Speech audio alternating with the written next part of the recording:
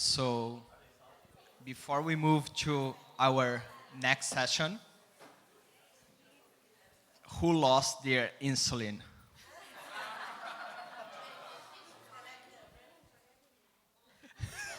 It's a great start.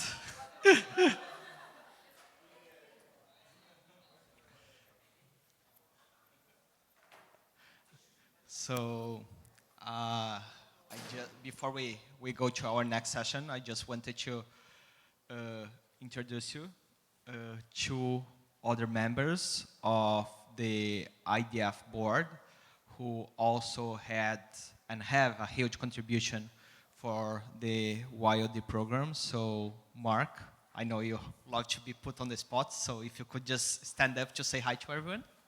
So this is Dr. Mark Baron from Brazil and Dr.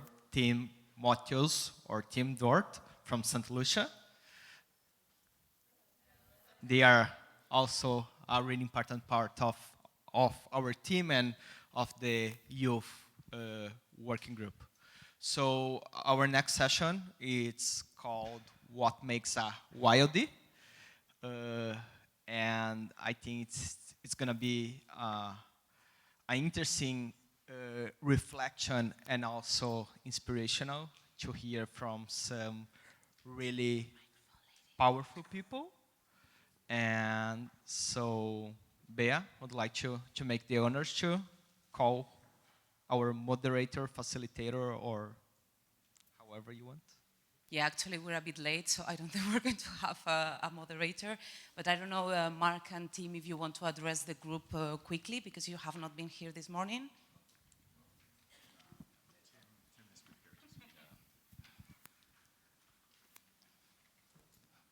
How much time do I have?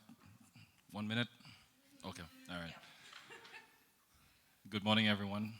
Buenas tardes. Buenas tardes. Salam alaikum. All right, my name is Tim. I'm from St. Lucia, and I'm happy to see you all here. I have a real appreciation and respect for you taking this step to be a young leader for your country. It's one of those things that when you find young people who are that eager to do something this big, it just makes you get chills all over because you know the future is bright. And I'm happy to see all of you here. Our young leaders are really our future, and what you're doing to help lead the way in helping people understand more about diabetes in your country, especially young people who most of the time are scared, probably the same things you're feeling, would feel encouraged to know that there's somebody who's taking a step that they could look up to. So I really appreciate this, and I appreciate being part of this group. I joined, I was pulled into this group by Mark and Kyle when I joined the board, and I told them I never want to leave because I want to stay there to keep helping and to keep contributing. And in whatever way possible, I'm always open. It's okay, don't pay attention to the back. Pay attention to me. Yeah. So in whatever way possible, I am giving myself as a resource to you to help in any way. I may not have all the answers, but I'm a hard worker. I will try my best to link with other people to help, just as I am sure you know that the rest of the guys, the rest of the team, are willing to help and to assist you in any way. The young leaders mean a lot to us. And true, in our region, we haven't had a whole lot of representation. But the hope for me is that every country in the world has representation so that we can do something. I think you guys are greater than IDF. But nobody heard. Is this recorded? Oh, no. Yes, but go forward, do your best, enjoy it, and encourage the rest of your colleagues to do the same. Thank you very much. Enjoy.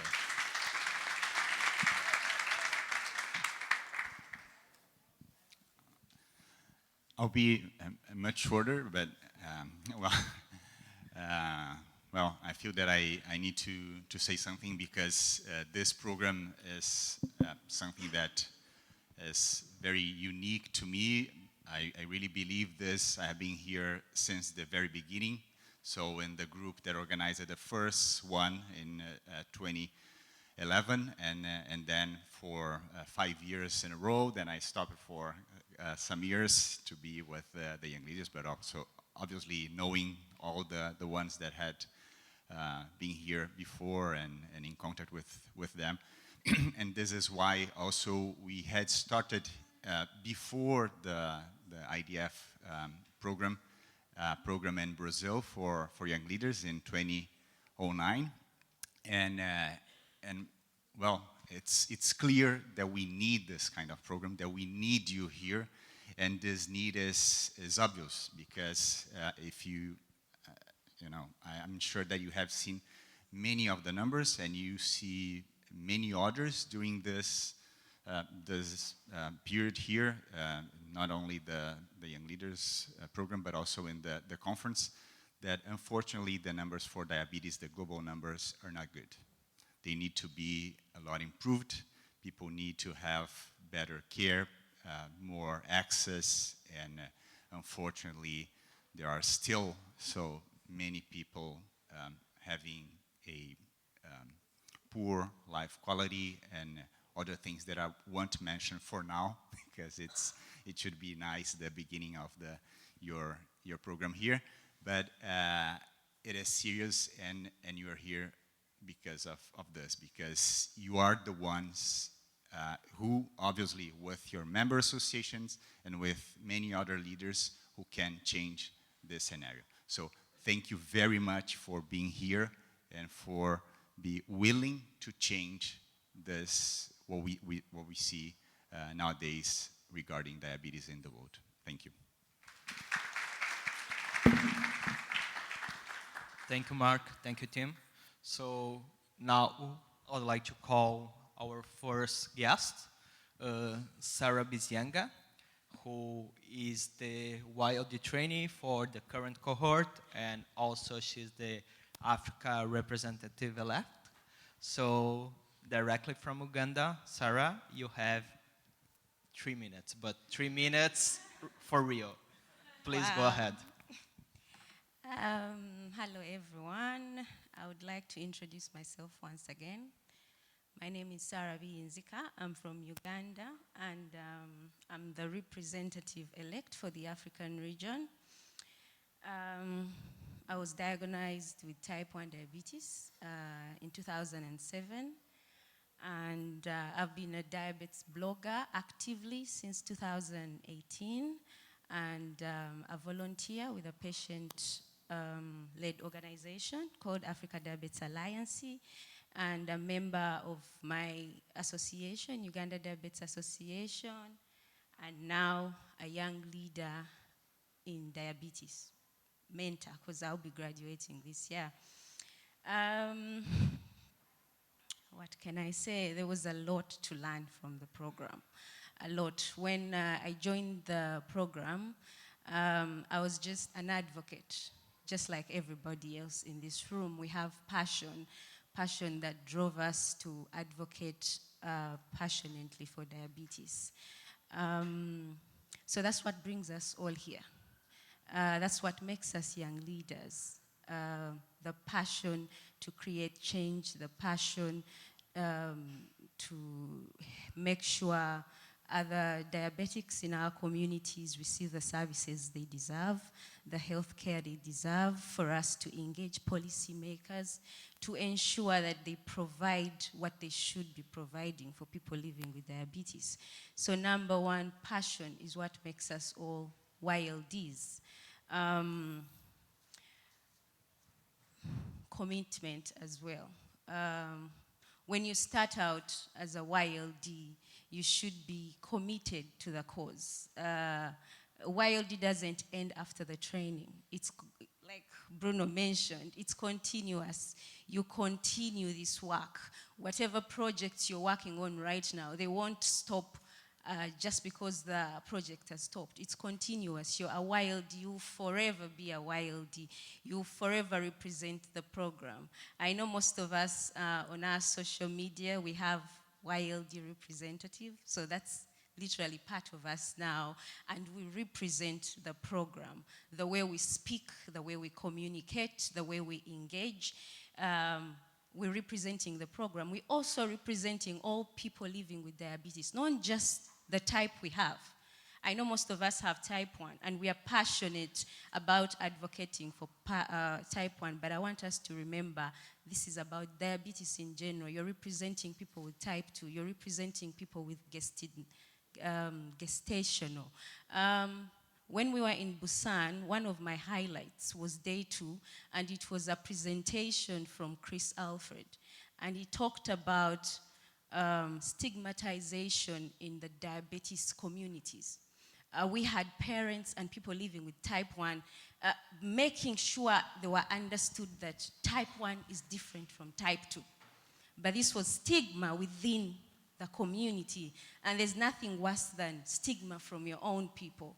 So as we go out there as young leaders in diabetes, make sure you're representing every single diabetic in the world. You're speaking passionately, because the problems we have, we share all of them. What type 2s have is the same thing you have. It's the same struggles. So we are getting so much knowledge from the program. Use that knowledge. Share that knowledge. Be knowledgeable, but also be willing to share that knowledge when you go back home. Because we're literally servants right now. We are representing everyone from our respective communities. We are the voice. So when we are here and we get the information, which Sarah, is a lot. I'm sorry. Ooh. I gave you an extra minute, but I'm sorry. All right. Anyway, I'm happy for everyone to be here. I hope you learn as much as we all learned from our previous trainings, and I'm confident you're going to make the best out of this training this week. So thank you very much. Enjoy yourselves. Thank you. Thank you. Now, our next guest is Cajsa Lindberg, directly from Sweden. She can tell a bit more about all the amazing things she has achieved since she joined the program. Thank you, Bruno, and thank you so much for inviting me to be here. This is my favorite place of any Congress, definitely. I'm a YLD alumni. I joined in 2013 in Melbourne. At that point, I think we were 140 people or something like that, so it was gigantic.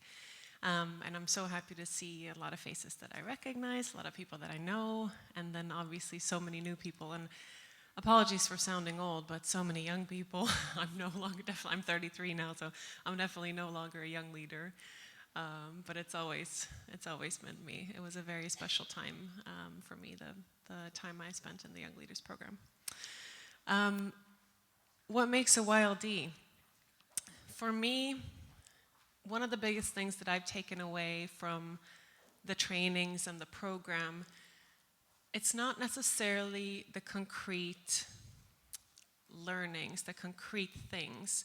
It's a way of carrying yourself. It's a way of interacting with other people. It's a way of analyzing situations. It's a way of seeing the reality that we're facing. That, to me, is the biggest learning. I don't know if some of you have gone to university, but to me, this very much reflects my takeaways from university. I did business and sociology and business and politics. And it wasn't necessarily the formulas, the accounting formulas that I learned, or the theories, the sociological theories that I learned. It was a way, in a similar way, it was a way of carrying myself. It was a way of thinking, of analyzing. And to me, that's been a huge takeaway from the YLD program. And not to mention the connections that I made, of course. And to me, it's extremely inspiring and motivating to see that a lot of my fellow YLD alumni are now speakers at the main Congress, so to speak, and I know that a lot of you are as well. So to me, that's a big takeaway. Another is that, to me, the YLD program, it is a leadership program, a training program, but you're also learning by doing, and I think that's important. You're learning how to organize yourself, how to set up projects, how to set up organizations, how to elect people, how to hold general assemblies. To me, that was a huge part of it. When I was a part of the YLD program, the structure was more or less like a mini YLD. We had a very similar structure with a president-elect, etc. And that was a big part, I think, something that wasn't necessarily planned, but a big part, I think, of preparing us for what was waiting for us outside of the YLD program, definitely. And hopefully, you know, I'm hoping that it'll help prepare some of my fellow alumni for a position on the IDF board, for example. Another big learning, I think, that for me, what is the YLD program? It's having fun. And that's sometimes, bizarrely enough, for us as diabetes advocates, that's sometimes a little bit shameful to say, and I don't know why. It's as if we shouldn't be driven by that, but to me that's a huge motivation. It's a big motivation. I'm taking time out of my day because I love doing this, but I want to have fun doing it. Not everything's going to be fun, definitely not. But I want to be motivated by my passion and my interests and Talking feeling about like I fun, can. something that definitely is not fun is asking people to stop your talk. I know. See, I knew this was going to happen. I'm sorry, Cajsa. No, but yeah, but that is honestly, have fun and take care of yourselves, really. You have yourself in this. Your biggest asset is yourself, so take care of yourself and have fun. Thank you. Thank you. So our next speaker, directly from Saudi Arabia, is still trying to find his iron. Mishary Al Asiri, who is graduating on Friday and is the current MENA representative-elect. Mishary, over to you. Please, 3 minutes. Thank you, Bruno. Thank you for this amazing opportunity. I'll try to speak quickly so that I can get my point across. What my colleagues earlier said, I would like to say it again and add upon it. So when I started my project in 2019, I had a lot in mind. I wanted to do a lot of things that eventually didn't happen due to a lot of reasons. The main big one was COVID. We wanted to visit schools to educate the students there on diabetes and also how the teachers would handle diabetic students and how they would deal with them. We went to one school and then the pandemic happened and then we didn't go to anyone. We also wanted to put the carbs in the menus of all the restaurants in Saudi. We contacted a lot of restaurants. We got nothing. They didn't reply to us. So we had to change a lot of what we wanted to do. We made podcasts. We made animated videos explaining how we can count carbs. So indirectly, we reached to our goals. So being a YLD or being a young leader really requires that you are flexible, because no matter how much you plan, if you want the plan to go, hopefully the plan goes, the things go as planned. But sometimes this is not what reality is. So you have to be flexible in order to change how you want to achieve things in order to achieve them, in order to achieve your goals. And the second thing is that you have to have a good team, and you have to delegate the roles to them. Because if you take responsibility for everything and you do not let anyone help you, you will burn out. And none of us want to burn out while doing something that they love and for a good cause. So if you delegate the tasks, you will have a lot of fun while you're working, and they will help you a lot. And the final thing is that in the beginning, I wanted my team to be all diabetics. And then I noticed that there are a lot of talents from people who are not diabetics who want to help the diabetic community. And once I led them in my team, we achieved great things. Our podcast was one of the most top listened podcasts in the MENA region. We talked about diabetes, but also in the second season, we talked about other chronic illnesses from the patient's perspective, so that people tell their stories in Arabic. So that was a great thing. And that's what makes a YLD. Hopefully I'm in time. Thank you very much.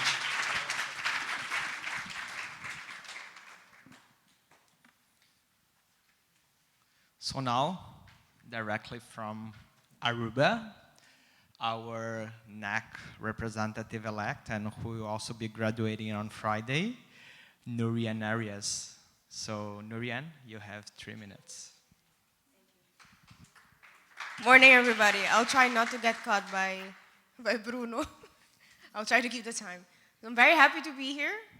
After a few quite long hours of travel, I'm very excited and happy to see everybody. I come from Aruba. We call it the One Happy Island. And I think you can imagine when you come from a small island, sometimes you're limited with resources, but in other occasions, you realize you're blessed. And when I was diagnosed in 2015, I realized that it was a time to do something more for my community, especially the diabetes community. And that's when, after 4 years, I had the opportunity to become a YLD member in 2019. And I learned at that moment immediately that while being a YLD is about creating value. It doesn't matter if you struggle or not, it really matters the willingness and the openness and commitment you have to the program and to the community.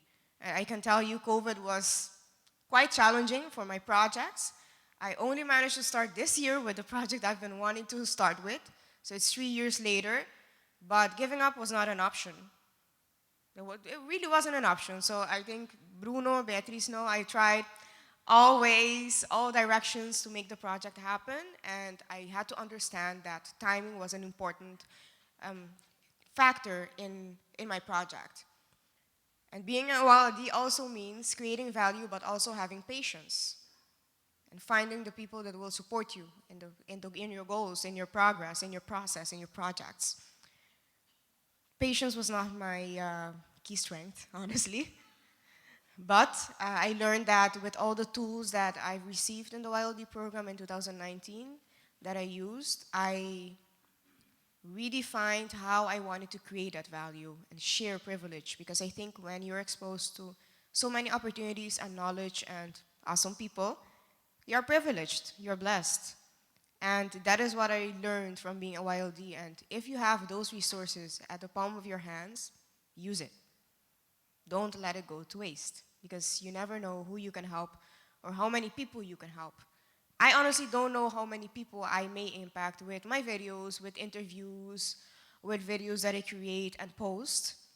But you'll know eventually somebody in here has impacted you, right? Who has impacted you and doesn't know? Raise your hand. Who has impacted you and that person doesn't know about their impact? Can you raise your hand? That's exactly what I mean.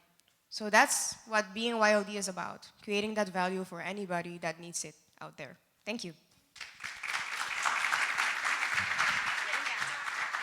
Thank you very much.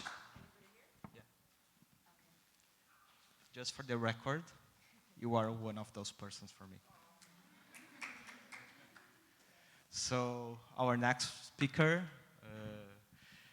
currently based on UK, but representing the South American Caribbean region, directly from Costa Rica, Dr. Paula Chinchilla.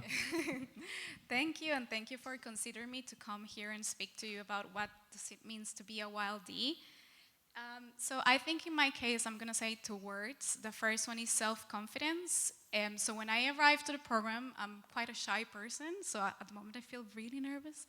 But I was quite shy, and I was thinking, how can I get out of my comfort zone to start talking to each one of the YLDs? So I thought, I'm going to ask each one of them their emails, so that in case I feel like I want to ask them something about their projects from a country that is really far away from Costa Rica, I can go and write to them. So it was a great opportunity to talk to all of them and hear their voices. So I feel like getting out of that comfort zone, if you come and you're like, oh no, I feel too shy to be able to do this project. If you have an idea, that's a great idea. And if you are here, it's because you're able to be an agent of change to your country. So you were selected among so many people living with diabetes in your country, okay? So that's the first point that you need to remember when you feel shy or that you feel that you're not enough to achieve something, okay? And the second one is teamwork. So each one of you have an amazing story and have amazing experiences that can help others to achieve their projects. So I think that was for me the most valuable thing. So taking all the theory, all the information, which is amazing, it's an amazing program, and it gives you tools to do everything, but then talking to other people and team working with them, it's an amazing thing that you can do. So, for example, Andrea, Joe, and Diana, they're from very different countries, well, not both of you. So India and Mexico, they're so different, the culture is so different, but you can team up and do an amazing thing together. So I think that's one of the most important things of being a YLD, teamwork and self-confidence. Yeah.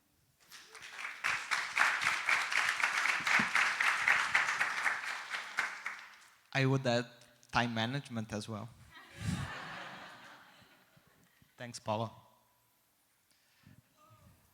Talking about Joe, so Jyotsana Rangeen from India, who is the Southeast Asia representative-elect and will be also graduating on Friday. So it's interesting to see that we have different generations and different perspectives and different stages of the YLD program. Joe, after you. Thank you so much, Reno, and thank you for inviting me to share my experiences with you. So what makes a YLD, if I talk about my own experience, coming from a place like India, there's a lot of stigma and discrimination, which I have been myself victim to.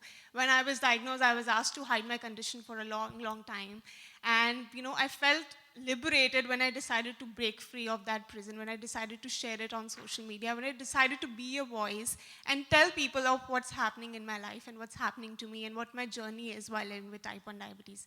And that was the moment for me that really made me feel that, okay, this makes an impact. I can really change people's life. I can really give that hope to people through my journey, through my story. So each of your story is amazing, it's powerful, it is impactful, and my only tip that I would give, like one of those tips, would be that first take care of yourself.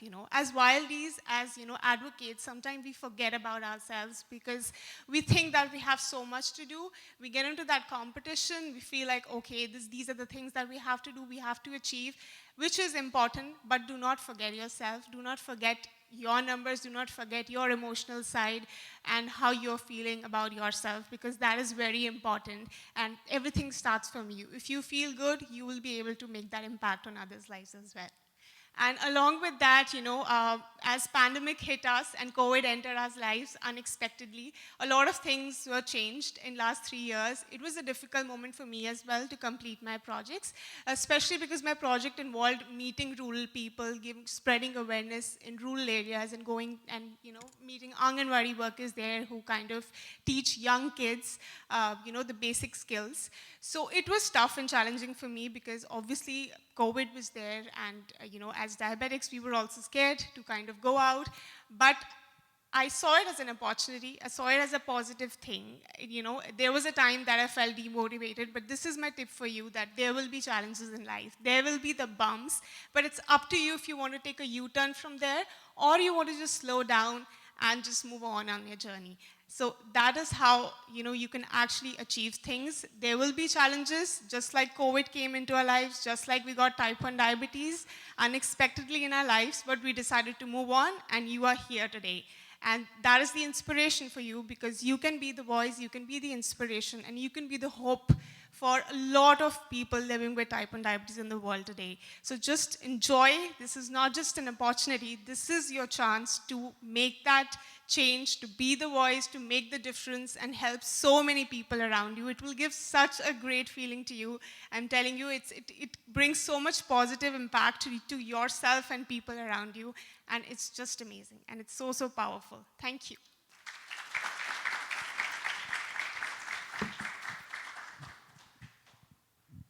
Thank you very much, Joe.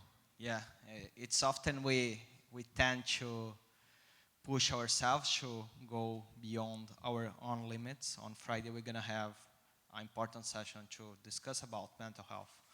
But as we have previously mentioned, we are a community. So if you ever feel overwhelmed or alone, or just feel like sharing, there are like at least another 50 people in this room with the same challenge that you have to go daily. So you don't need to deal with this whole bunch just by yourself. Just keep that in mind. So our next speaker from the Philippines, Johanah Co, Jo Co, who is our YLD mentor. Joe? Thank you, thank you, Bruno. So I came here like nobody, like knowing nothing. This is something new to me. It's not really widespread, but I came here with an open mind to learn and to accept differences, to be authentic. So I think that's an important thing, that to be a YLD, you can be real, you can show your inner side, your pains, your areas of vulnerability, because everyone can resonate. I mean, we have gone through different sides, like stigma. Sorry, I'm becoming emotional, but I really learned a lot from YLD. I didn't really know that, oh, there are various people from all walks of life who are here and who could support one another and embrace each other. So we have differences for sure. We have our quirks, we have our insecurities, but we come together. If we are together, we can support one another. So I suggest that every one of you, like if someone is voicing out about stigma, about discrimination, marriage, or transitioning, you all support one another, because we are all a tribe, and our voices are important because many need. You are the selected, chosen few, and we need to multiply so that we could have a greater awareness. And yeah, so I just want to leave with the papers so that you could select what are the areas or issues that you wanted to raise. And you could put it up here so that you could be, every one of you could, be supportive of one another, and you could also know, oh, this is what I'm going through. This is what someone from other culture is going through. So to end up, it's YLD brought a sea of experiences, like C in a literal form is support group, and then education, and then awareness. So I really felt educated because I learned so much about advocacy work that I never thought, oh, there's such thing as policy and those things, because these are new. We don't really, okay. Anyway, I'll put it up later.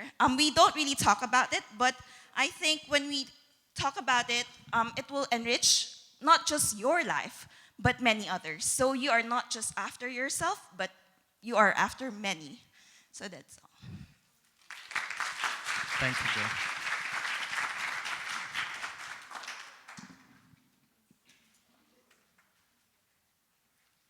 Okay, so now I would like to call Cajsa, if you could step in.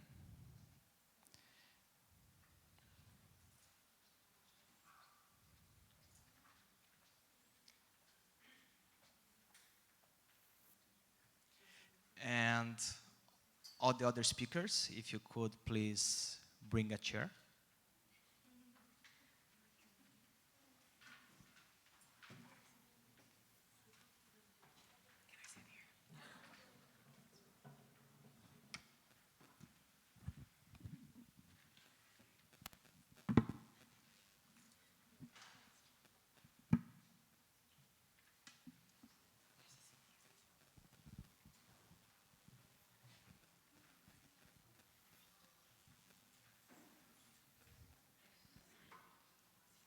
Who are we miss?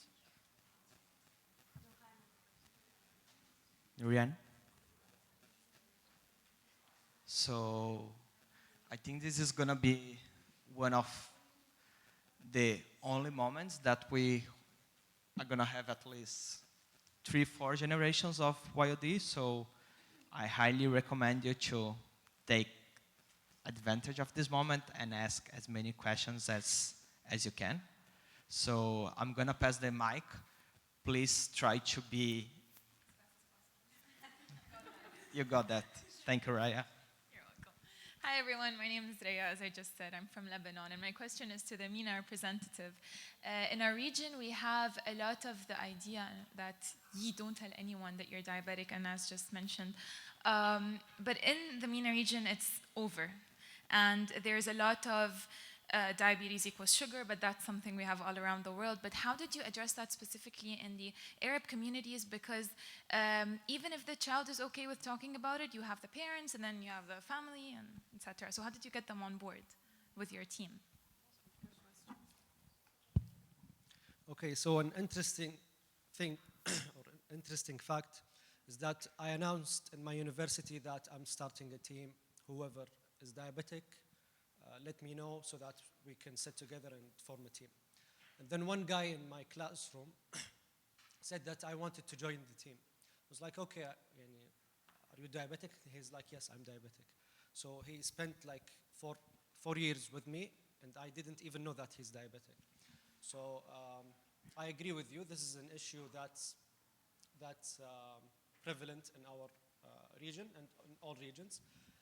And to be honest, I think awareness would solve this problem, because I believe that people who choose not to say do not say it because they do not know how the rest would react to this information. So if they tell the others that they are diabetic, maybe they would prevent them, or maybe they would say, oh no, let's not go to that restaurant, or let's not walk for a long distance, so that they think that they're caring for this person, but in fact they're discriminating without even knowing or meaning to discriminate, you know?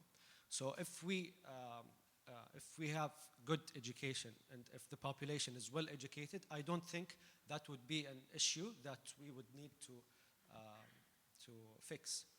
So, yeah. Thank you.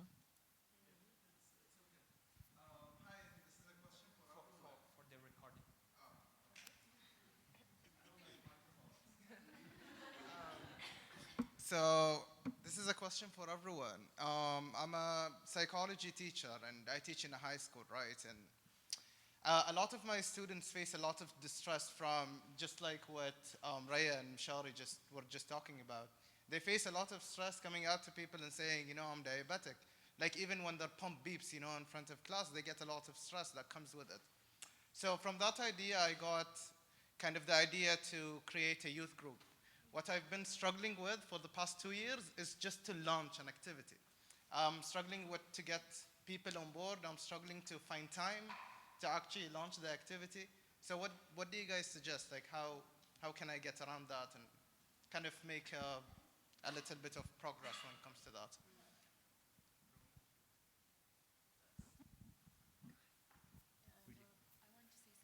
I can. Okay. I just want to say something, if I can. First, my name is Razan. I'm from Jordan. For what he's saying, first we start to do our project in Jordan. So we go to first 2 schools. It was so different. No, I want to say something for what he said. Would you mind if we share after? It's okay. This is the only moment that we're going to have them. Okay. No, it's okay. Any question related to Nasser's question? Okay. I just want to see you when answering the question. I just give the liberty to answer. But now it's just, you know, I was trying not to do this, you know, just put people on the spotlight. Anyways, so about launching the project, I understand what you mean. I come from a small island and sometimes people are so shy and they don't attend. But I understood you work as a teacher at a university or a high school. So if in your high school there are communities already existing, like other charity clubs, sports clubs, any of those, I hope. Does that ring the bell? I suggest that you communicate with them and try to collaborate together, because often when existing communities in a school or a university or institution work together, it's a bit easier to do an event. So maybe you could feature the club and the sports club with the diabetes project during World Health Day to say something, and that could be a way to start up. And maybe this could lead to more projects happening in school and maybe scheduling them, structurally organizing them. I tried doing it, but resources was difficult, so.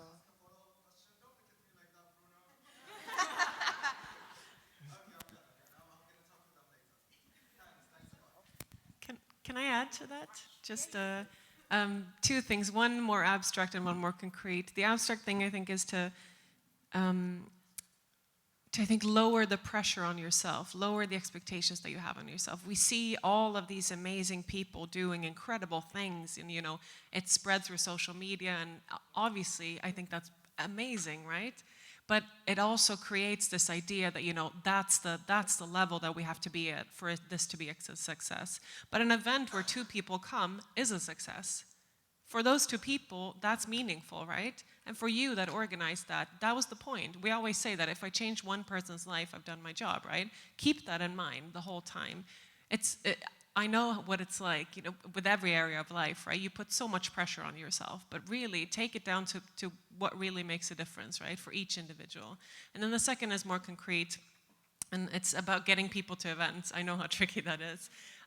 My advice there is to tell people to bring a friend. That usually works quite well, because I'm a social person, but if I'm going to a setting where I don't know anyone, I am scared. That is daunting. But if I bring a friend, someone that I know, it's not someone with diabetes necessarily, but someone that I know, I feel comfortable already, right? And you create a comfortable atmosphere. So that's just a concrete small tip.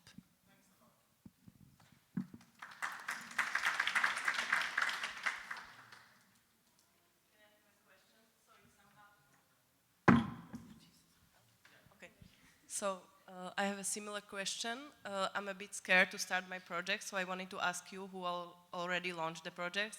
So I want to create a group for sport challenges. I like hiking and different sports, but I'm scared that people will not attend because we have organization of almost 2,000 people. Yet every time we create event, it can be like directly diabetes related or just somehow like subtle hints of diabetes related. There is not a big engagement.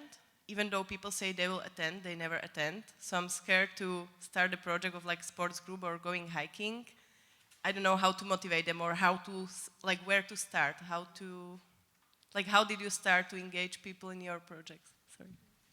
So just to address the question, the answer better, is your question how to start or how to deal with the fear of failure? Okay, how to deal with the fear of failure. Roberto, is your question related? No. Yes. Good morning. My name is Roberto from Cuba. Just to have some feedback from you, to give us some tools on how to encounter these difficulties while advocating diabetes awareness. Please, if you could follow up on this issue.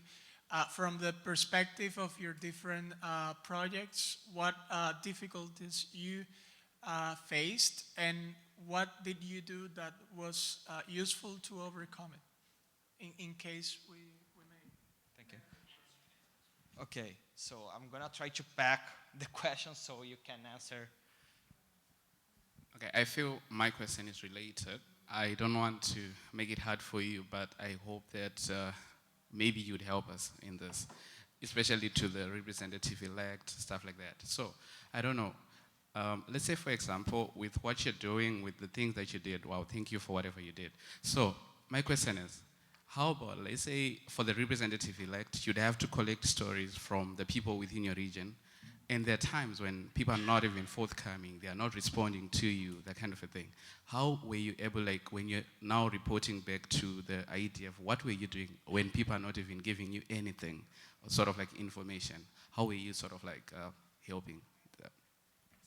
Okay, so if we could start from the back, I think the first question Mishary can answer, and then we go from Joe to Nurianne on the other 2 questions regarding specific tips on dealing with the personal challenge and also how to deal with the fear of failure of your project not being successful. Okay. Answering your question regarding the fear and how to get people, my advice is to make it open to everyone. So our role is to advocate for diabetes, right? So we usually have in mind that our activities should only include people who are living with diabetes, and this is not correct, because if you involve the ones who are living with it and the ones who are not, those will, those people will know people who are living with diabetes, their family, their friends. So if they get the benefit from your activities, they would also benefit the people around them. And the benefit would be spread across all the population. And that in turn would benefit us. So make your events. But what about specifically how to engage like your regional members? That was like Tina's question. You mean his question? Okay. So use whatever resources you have. So some people communicate with emails, others communicate through Instagram, others communicate through WhatsApp. You have to communicate with them in multiple ways. Usually they respond to emails since this is the platform that we use for YLD. But if they do not, you can communicate with them through other portals. I think that's how I would look at it. If anyone else wants to add anything. And that's your job. If you did that, you're good. If they don't respond, it's not on you. All right, to add to that, I think to answer the first question about the fear of failure, I think it's normal to have that, and it's good to have that. Whenever you do something big, you always have that fear in you, and that actually drives you. So it's okay for that, but that should not deter you from planning ahead. That should not be like a roadblock in your life that, okay, now I have this fear, so you procrastinate and you stop starting your project. So that should not happen. As long as it is like, it is a little bit there, that's fine. So how to, just as I quoted an example earlier, that there will be bumps in the road, it's up to you that if you want to just cross that and see what lies ahead. So you have to start, you have to see what works, what's not, because that's how we all did. It's a trial and error for every one of us. We don't have like a layout, we don't have an implementation project ready that this is how you do it. Everyone tries their best as per their own countries, what kind of people we have, what kind of community and network we have. And that's how it works. And to answer the other two questions about the challenges we face, of course, we all face those challenges, especially like the one who started in 2019. So COVID entered our lives and we don't know what to do with the projects at one point. But what I did is that I decided to slow down. You know, it was like demotivating, but I decided to take it positively. I slowed down, I thought about it, I informed the IDF, okay, that I'm stopping my project for the moment because I can't go out and it is not at the best of my health. And I decided to start something new on social media just so that I continue with my advocacy efforts. So that's how I was able to raise awareness. I started a community called Diabetes in Style because I wanted to tell people, I wanted to tell little girls to be confident in wearing their devices so that they're not bullied in schools and they're confident. And you know, I just decided to take that stop, and then once things got settled in, I completed my projects. So it's up to you how you decide to, you know, take on that challenge and just you know, think practically, smartly what works for you and everyone else. You know, get in touch with the IDF members, get in touch with the community members and, you know, any organization that you're part of, and that really helps you. So don't think that you're alone or you're doing this alone. It's always best to do teamwork and have a community and people around. And of course, get in touch with the YLD members and other YLDs also helps a lot. And it did for me, in my case, yeah. So, what's your name? Sabina. Okay, so mine is for you. I stand up because I couldn't see you. There's a big thing. So I was going to say that sometimes we have an idea in mind or a project in mind, and we're like, okay, I want to do trekking challenges for adults with type 1 diabetes. But I think that's a great idea, but sometimes we need to stop and think, what's the real need at this moment for my community? You can find out about that need with online questionnaires. You said that the organization had 2,000 people, so you can send questionnaires out. What do you want from us? What do you want to do? What do you need to learn?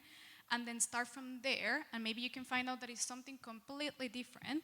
You start a group with the people that want to know about X topic, and then you put that idea forward. What about we do some trekking and challenges, I don't know, this date and this date? Oh yeah, that's cool, because they know each other and they're motivated. And I was going to say, I think it's been mentioned before, but for example, when we started our camps in Costa Rica, there were just only 40 children, and now there's 70 children. So also like that, okay, can you share about this? Did you enjoy it? Share about it with other people that you know. And then at the end, I was going to say that it takes time to build your group. You need to find those people that have kind of similar kind of line of ideas of what you want to do in diabetes. And then you can team up and do amazing things, but it takes some time. Like, don't think that you're gonna just find people like this. So yeah, that's. I like that structure, Paula, and also I second Jyotsana that find what works for you. Of course, fear is really inevitable. That's normal. I'm very fearful, especially when people don't show up and they sign up a lot. And then what's next? Oh, shucks, did I fail? Am I good enough? No, it's not about us, but I think showing up, even just one or two, makes a difference still, because you still are able to connect with them, and it goes a long way because they felt your presence, you showed up, and that works. I always believe that the slightest help makes a big difference. And it's good and forward-looking also to be more targeted, like what Paula said.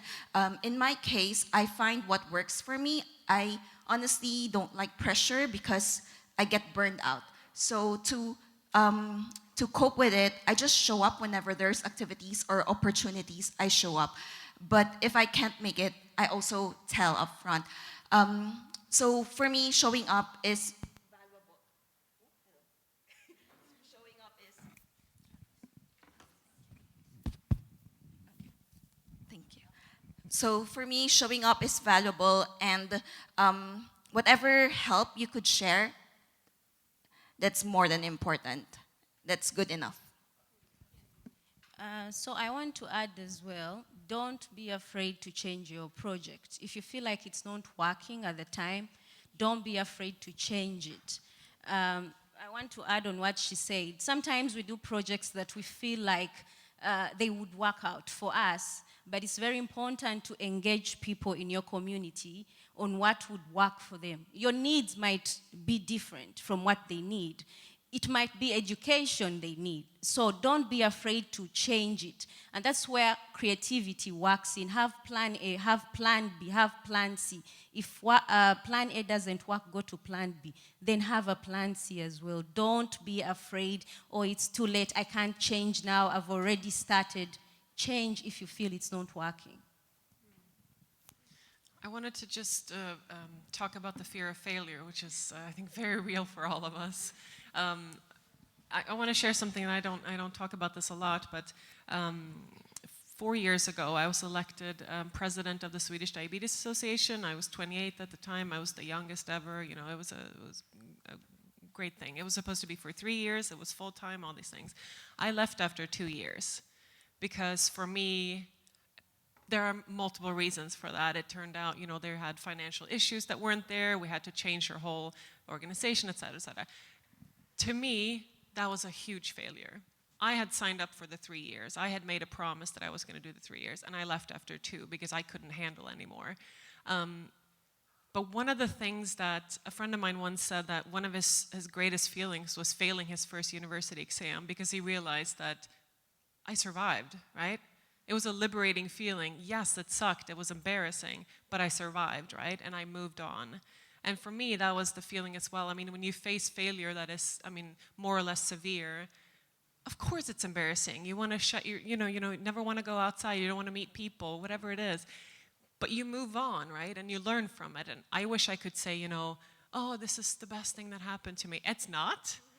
It still hurts. But I have learned from it, right? I've grown from it. So I think being open as well about your fears and about your failures, I think that helps, because we create this idea that everyone is so successful and everyone they have no problems, they have no anxiety, they have no, fears, and that is very unrealistic. And then just the other concrete thing is that I was working with a youth organization in Sweden, and we arranged, amongst other things, camps for 15 to 30-year-olds. And our strategy to that was arranging things, doing things that people would want to attend, even if it wasn't about diabetes, right? So we would do like an adventure camp, or we would do a hiking trip or a sailing trip or something like that, that people would want to go to, even if it had nothing to do with diabetes. And then there was a bonus that there were other people there that had diabetes.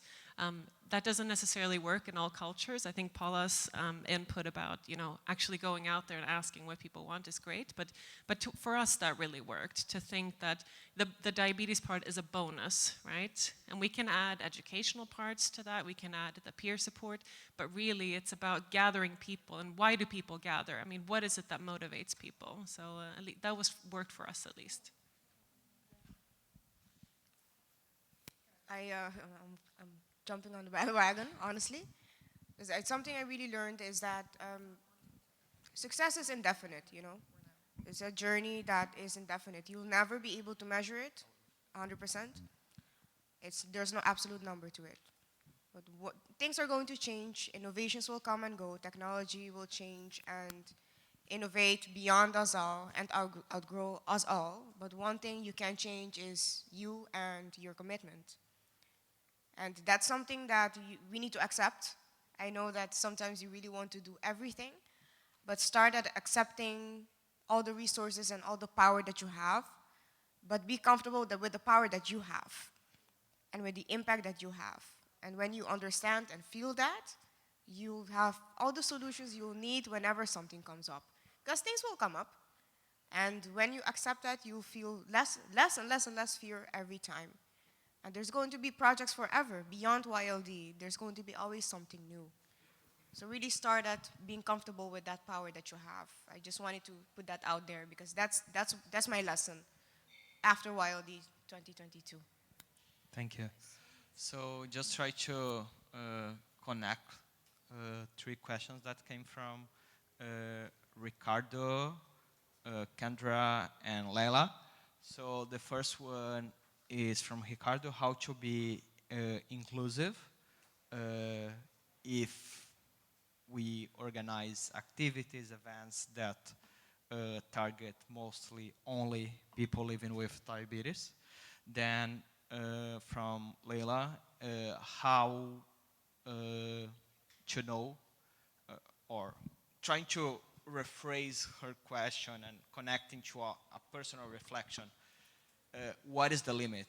Until when should we go? Should we advocate? Is it okay to be fed up, to be tired of advocating for a condition that we live with? And third, for the question from Kendra, and then I answered this specifically, is how to get into schools to advocate for diabetes. I think on Thursday, right, Bea? The kids session? Yeah, so on Thursday, we're going to have a session specifically about kids and diabetes in schools program, and we're going to be addressing this. But I'm happy to share some of the knowledge that we have acquired throughout the years with the kids and diabetes program. So the other 2 questions, maybe we can start with Sarah. So just recapping how to be inclusive and how, if it's okay to be tired of advocating for diabetes. On the question on whether it's okay to be tired, it's okay. It's okay to feel tired, but that's where we refer to one of the objectives of the YLD program, to empower. As you're doing your projects, make it a point to actually empower other diabetics in your community for scenarios like this. When they are empowered, they'll be able to take over you, and they will be able to do the job very well. So in cases where you feel overwhelmed, you can't do this anymore, there will be other people living with diabetes in your community ready to take over the job and continue. So it's important. Don't feel selfish when you feel I can't do this anymore, but yeah, when you empower others, the program goes on, and then they can also empower others, and the cycle goes around. So yeah. So I would just like to add to that diabetes burnout is a very common term, but diabetes advocate burnout is someone that we have not heard about. And because obviously, like we say that, okay, we are advocates, we have to be like on our toes, doing all of these things, you know, being like screaming on social media that, hey, this is what I'm doing, these are the big events I'm doing lined up for the event. No, that's not how it works. You are doing this for yourself, you're doing this for the people around you who are living with diabetes, you're doing this for your community and for your country. You're not doing this for anyone else. So do not seek validation on social media. Do not compare yourself with others, because it is very different. We have different resources, we have different contacts, we have different networks. What I have today may be different from something that she has. So I cannot compare my journey, my advocacy journey to someone else's. Whatever you do, even a small impact is a big impact for you, and you should be confident about that self. You should not seek validation from others whether you are doing enough or not. You should know that I am doing enough, and in spite of living with diabetes, dealing it 24/7, taking 180 decisions a day, if I'm able to do this, wow, I'm a superhero, and all of you are. So that's something that you should all remember. Oh, sorry. Go ahead, No, Paula. mine is short. So I was going to say that the success of your diabetes impact doesn't depend on the likes and follows that you have. If you don't like social media, if you're tired of it, if you don't like taking pictures of yourself, making reels, whatever, you don't need to do it. There's so many areas where you can work. I feel like I was burned out maybe about a year ago about social media, and I haven't posted a thing, and my account is still there, is there, but I haven't even looked at it, and that's fine. I'm working in other areas and impacting in other areas. And then I was going to say my project of my YLD project was about schools. So if you want to reach out and talk to me, ask questions, I'll be happy to help. Yeah, really, just to confirm what everyone has said, diabetes advocacy burnout is real. Every November 15th, you know, I feel like I never want to talk about diabetes again. I never want to hear the word diabetes. I don't want to talk about my journey. I don't want to talk, oh, Jesus Christ. The second half of November is, I mean, whew, it's rough every year, really. So it is very real, definitely. And again, I think, I mean, you've all said it so beautifully, but with what we do in diabetes advocacy, you give so much of yourself, right? So that's why I said what I said. It should also be fun for you, right? It should be fun. You should be driven by your passions, driven by feeling like you are making a difference. You are enjoying this somehow. If you're not, then you should, reconsider at least for a while and do something that does bring you joy. And then in terms of the inclusive, trying to be inclusive, that's extremely hard. I would say what we always talk about, to include people from the beginning. If you're trying to get more people with type 2 to your events, include someone with type 2 in the planning. That's easy to say, because if they're not coming to the events, why would they want to plan it? But really, that's the tough way to go about it. But one thing that's also, there's been some research on engagement and involvement from Sweden, and if I remember correctly, it's 90% of people that get involved in something do it because they were asked. So when we send out, a general sort of invitation to something, a lot of people don't necessarily feel hit by that. They don't feel compelled by that. But when we ask someone and say, hey, you know what? We have this event, or we have this opportunity. Would you like to come? That's a motivation for people. That's a way to get people involved. Whether that is, in your volunteer work or at your events, I mean, really making that effort to ask people. Because most people don't realize that they need this. It took me 10 years to meet someone with diabetes. I had my neighbor who was a year and a half, but I was 13 when I was diagnosed. So most people don't realize that they need this until they've been to an event, right? And then they see, how could I have missed this? How could I not have done this before? So really take that time, if it's possible, to ask people, to have that personal connection, I would say. I think it's important to pace yourself also to avoid burnout. So it's important also not to be competitors, because we are not competing after each other, definitely not. But what I'd like to share is that we could ask help from one another, be collaborators, so that, because my strength wouldn't be your strength, your weakness wouldn't be my weakness. So if we help each other, we could create more impact. So the way how it goes, I'm not a super social media person, but I ask help from others. Like, how do you do that? How do you? And I don't also judge or put myself so down, because that's putting a burnout to oneself, and it's not very healthy also.